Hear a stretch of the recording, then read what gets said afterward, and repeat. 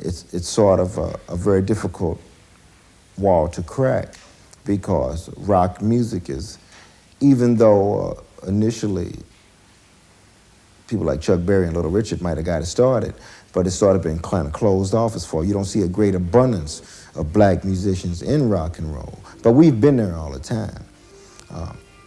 But what we offer rock and roll is some rhythm and blues and some jazz, and it's sort of something that, I don't know, wider media wants to kind of separate these issues. We don't even know who our most important artists are as black, being black community. We don't even know who knows me in New York.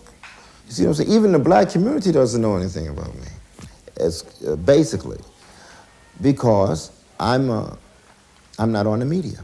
I'm not presented to them on the television or in the mainstream yet. We had the 60s, we had a lot of awareness, black people, there was a lot of togetherness. And I mean, I'm not saying that, and it's not a racist thing, it's just that everybody has to unify and at least be able to forge the positive parts of their community and utilize family to be a strong influence in the community. I mean, you need to own stores in your community. Every other community in the world, whether it's Jewish, whether it's Irish, whether it's English, every other community forged themselves in a group to the benefit of them all. And black people have to do that too. But like I said, what happened in the 60s, as we were getting this awareness, then I guess they brought the drugs in the neighborhoods and they dissolved all of that.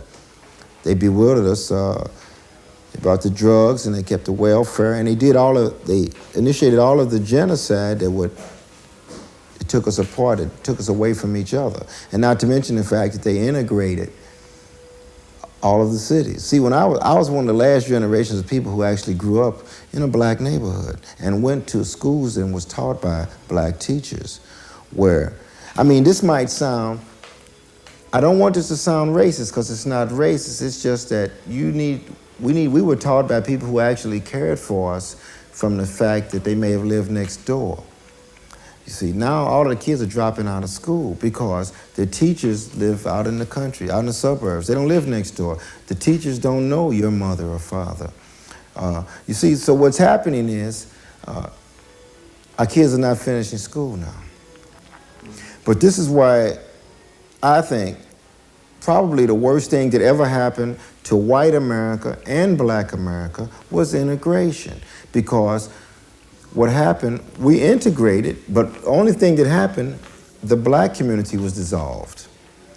So when the black community is dissolved, then you don't have the creativity and you don't have the music that's coming out of the community no more. Because it's gone, it's dissolved. All that was left, well, see what you hear now, what you got left are the rappers, and some, this electronic music, because when I went to school, everybody took piano lessons. In my neighborhood, everybody learned music as a child. Everybody learned how to sing, and this was just what your families did. We still had families. All of that's been dissolved. The strength in two cultures living together is both of the cultures having strength. See, if the black people don't know who they are, then we have nothing to give to the humanity as a whole.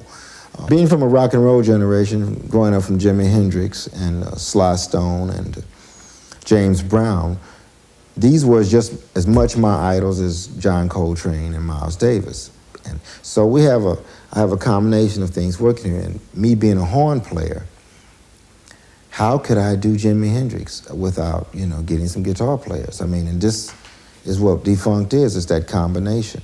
I mean, I like rock and roll. I mean, I was at Woodstock, so I grew up in rock and roll. But I also grew up in jazz.